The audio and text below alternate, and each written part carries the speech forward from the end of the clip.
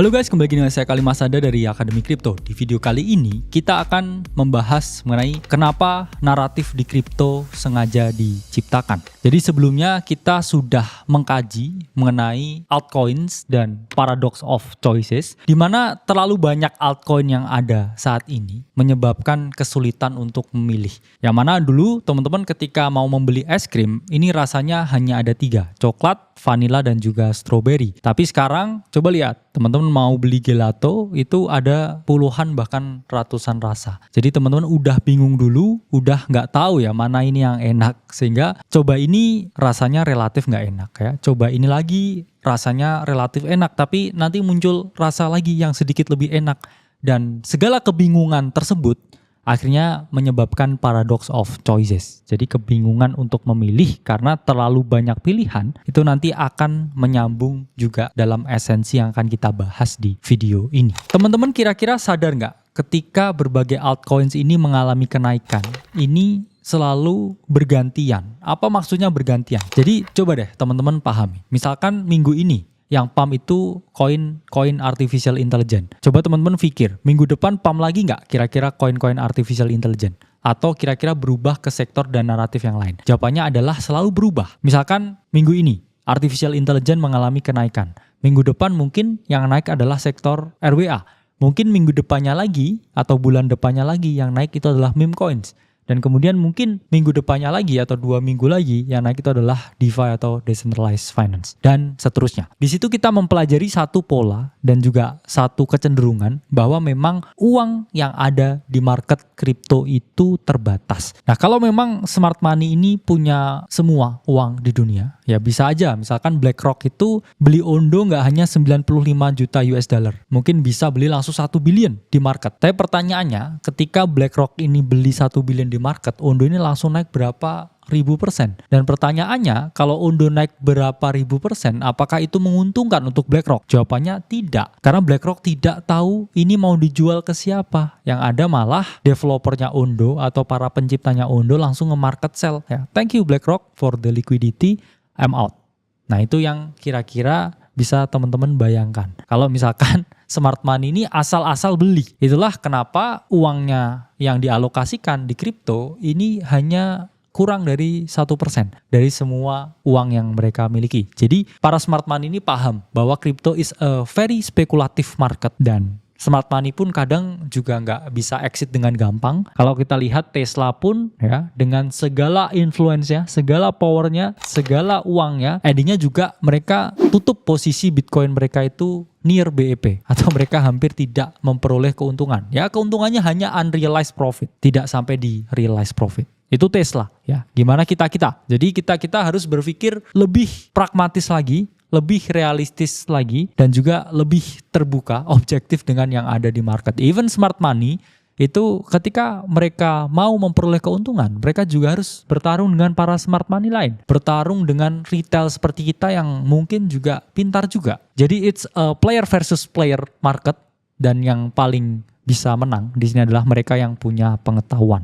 Memahami minimnya modal dan kecilnya volatilitas market kripto dibandingkan dengan market-market yang udah settle seperti saham US atau komoditas, smart money akhirnya menciptakan sesuatu yang namanya naratif. Naratif merupakan gagasan, ide, atau cerita tertentu tentang koin-koin ini yang mana akan diangkat di berbagai platform yang ada supaya kita para retail yakin terhadap narasi tersebut dan smart money lain juga yakin terhadap narasi tersebut, dan akhirnya lahirlah suatu keharusan berinvestasi pada naratif tertentu. Endingnya apa? Ya endingnya para smart money ini kan juga butuh likuiditas. Jadi ketika mereka sudah selesai fase akumulasinya, udah cukup kumpulin barang, endingnya mereka akan keluar-keluar di media. Dan kita yang mendengarkan di media, kita akan terinfluence. Kita akan merasa, oh bener juga nih ya, BlackRock sudah berinvestasi ke RWA, saatnya kita beli RWA. Padahal kita nggak tahu tahun-tahun sebelumnya ya, ketika bear market, BlackRock ini sudah akumulasi RWA sebanyak-banyaknya. Beritanya baru keluar sekarang aja. Dan sekarang banyak yang FOMO ya, Ondo ya, dan lain sebagainya. Padahal ya kita udah lama ya juga call Ondo, jadi be a smart money ya. tahu kapan harus akumulasi dan kapan harus take profit. Jangan FOMO. Karena kalau kita melihat dan membuat bagan, ya, bagan of influence kalau kita ngomong, endingnya semua ini butuh ya mempengaruhi persepsi retail. Karena para smart money, hedge fund manager, venture capital di kripto, ini mereka pegang duit siapa sih ya? Endingnya juga pegang duit kripto. Di sini kita bisa melihat bagan skema kripto naratif, di mana di sini kita tahu endingnya, goalsnya, tujuannya, semua itu adalah mempengaruhi persepsi retail. Para smart money, hedge fund manager, kemudian venture capital, dan para bankir-bankir besar. Ini siapa sih duitnya yang dikelola? Ya jawabannya adalah duit para retail.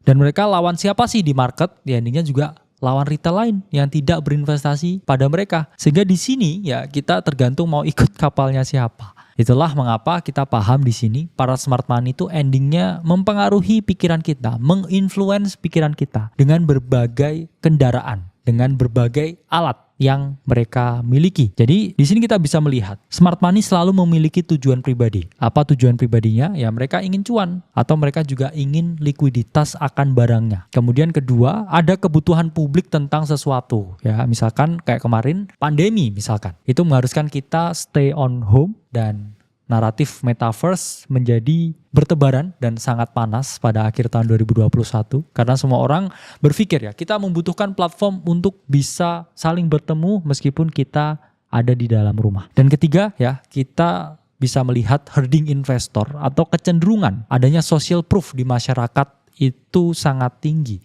Misalkan gini, tiba-tiba di satu ruangan ada 100 orang dan 20 orang tiba-tiba lari keluar ruangan. Apa yang terjadi? 80 lain tuh pasti memiliki kecenderungan untuk mengikuti yang 20 ini lari keluar. Begitu juga dengan kripto sekarang. Kalau misalkan ada 10 orang di dalam kelas ya, misalkan kuliah, 4 temannya ini berinvestasi kripto dan mereka heboh ngomongin kripto. Apa yang terjadi? 6 lainnya ini akan kepo dan mungkin 4 dari 6 yang sisanya ini juga endingnya juga akan berinvestasi di kripto. Karena lahirnya herding behavior, lahirnya social proof. Karena orang lain melakukan ini, saya juga harus melakukan ini. Kalau saya melakukan ini, orang lain melihatnya keren. Karena ini diterima di masyarakat, oh investasi kripto ini keren. Nah itu terjadi ya sekarang. Dan itu pun juga sebenarnya enggak hal yang buruk. Karena endingnya, in the end of the day, kita endingnya semua akan kripto. Di tahun 2030, industri blockchain ini akan berkembang dengan sangat pesat. Itulah mengapa kalau kita lihat pertumbuhan jumlah koin yang beredar, developer blockchain ini selalu meningkat setiap tahunnya. Dan itu juga hal yang positif karena ketika tidak ada ya peningkatan di industri blockchain, ya crypto in general juga akan mati karena ekosistemnya ini sangat kering dengan likuiditas dari para TradFi, dari para retail dan juga para bisnis partner yang terlibat di dalamnya. Nah, untuk membentuk kripto naratif yang mempengaruhi persepsi retail, ini banyak sekali cara yang bisa dilakukan. Banyak sekali alat yang bisa digunakan. Pertama adalah jurnal riset. Jadi kalau teman-teman lihat, banyak sekali ya platform seperti Messari, Santimen, Nansen, dan juga lain sebagainya yang ini menyediakan crypto research. Jadi mereka ini membuat research yang sangat sophisticated. Tujuannya apa ya? Tujuannya supaya retail ini tertarik. Karena kalau kita lihat even di outlet-outlet riset kripto yang besar, ini mereka kadang ya sekali-sekali ya, 2 kali ya nyelipin sealing ya berbagai project-project yang baru listing ya. Jadi ada project yang baru rilis, baru ICO. Kalian juga nyempil ya 1-2 di Messari kalau teman-teman perhatikan. Karena apa? Ya karena itu tadi adalah alat ya. Media adalah alat yang digunakan. Dan ketika teman-teman ini lihat, oh jurnal riset, apa persepsinya? Wah ini pasti sangat scientific base ya. Ini selalu berbasis data kuantitatif ya. Riset yang berkali-kali diuji, ya ini pasti benar nih. Nah, itu kan yang akan ada di pikiran dan juga persepsi teman-teman ketika teman-teman melihat jurnal riset yang berbasis kripto. Kemudian kedua ada media sosial ya. Kalau teman-teman lihat sekarang project-project apapun atau smart money manapun, ini juga selalu menggunakan platform-platform seperti Twitter, Discord, Telegram, Instagram, Facebook, dan WhatsApp ya untuk menggaungkan ya mereka ini punya brand. Karena in the end of the day, sebagus apapun project kriptonya, produk kriptonya, kalau marketingnya jelek, kalau brandingnya nggak bagus, ya nggak ada orang yang mau melirik ya. It's a game of attention and information ya. currency terbesar itu adalah atensi dan juga informasi. Teman-teman harus tahu ya, kalau berbagai developer itu tidak menggunakan sosial media, smart money itu tidak menggunakan sosial media dengan rapid dan juga masif, ya intinya kripto naratif ini tidak akan terjadi. Dan persepsi teman-teman ya sebagai para retail ini juga tidak akan terbentuk. Itulah mengapa ya sangat fungsional sekali adanya sosial media dengan perkembangan kripto naratif untuk mempengaruhi persepsi retail pada saat ini. Dan yang ketiga itu adalah influencer. Ya, sekali lagi influencer itu tidak buruk teman-teman. Kenapa? Karena kalau nggak ada influencer, ya nggak ada orang yang tahu tentang kripto. Influencer itu sebenarnya tujuannya positif. Cuman teman-teman harus hati-hati. Ada beberapa influencer tertentu yang memang red flag ya. Saya ngomongnya di luar negeri. Karena mereka terlibat dalam paid seal. Apa itu paid seal? Jadi paid seal itu merupakan suatu kerjasama yang dilakukan antara developer dan juga influencer. Jadi developer ini tahu nih, this influencer ya ini punya kredibilitas yang bagus, followernya banyak. Biasanya mereka kalau nggak dikasih uang, ya alokasi token dari project mereka. Dan ketika influencer ini promo, harapannya banyak retail yang FOMO. Ya. Promo jadi FOMO, terus beli projectnya. Dan apa yang terjadi ya ada kecenderungan turun. Karena developernya ya harus bayar biaya marketingnya, ya influencernya juga harus jual koinnya karena mereka merasa udah mempromosikan ya saya dapat apa kalau nggak saya jual tokennya, dan itu yang terjadi ya. Dan terakhir adalah pers ya, kita lihat media massa yang ada berbasis digital atau bahkan media massa yang sekarang tertulis ya, yang konvensional itu juga sudah banyak yang mulai ngomongin kripto ya untuk membentuk persepsi retail terhadap naratif kripto tertentu. Nah, itu adalah skema kripto naratif yang harus teman-teman pahami ya, memang sebegitu adanya ya. Itu tadi yang timbul akibat paradox of choices. Semua orang bisa buat koin. Endingnya nggak ada yang juga yang semua bisa beli. Jadi orang-orang ini saling berlomba, saling mempromosikan, saling membranding sefantastis mungkin. Supaya apa? Atensi dari kita, para retail ini tertarik. Oke lah ya saya beli koin A, oke lah saya beli koin B, oke lah saya beli koin C. Karena marketingnya menarik dan brandingnya bagus. Saya harus terlibat dalam project ini. Dan itulah yang terjadi di dunia kripto modern saat ini. Itulah mengapa kita tahu naratif itu sengaja dibuat oleh para smart money tertentu. Ya tujuannya supaya kita aware dengan berbagai aset kripto yang ada. Dan itu tujuannya juga sebenarnya tidak buruk. Cuman di sini ada cara-cara tertentu. Bagaimana cara kita mengetahui suatu naratif sebelum itu jadi naratif. Gimana caranya kita positioning ourselves supaya kita bisa memperoleh keuntungan maksimal. Jadi ketika para smart money-nya udah keluar-keluar di media dengan sangat masif, yaitu kita udah beli ribuan persen ya di bawah ya, dan kita akan memperoleh keuntungan yang berkali-kali lipat. Karena teman-teman harus ingat 97% itu akan gagal di pasar keuangan. Yang berhasil ini hanya 3%. Jadi gimana cara menjadi 3% yang berhasil? Jawabannya adalah melakukan apa yang 97% ini tidak lakukan. Sesimpel itu. Dan di sini kita dari Akademi Kripto akan membimbing teman-teman supaya menjadi yang 3%, bukan menjadi yang 97%.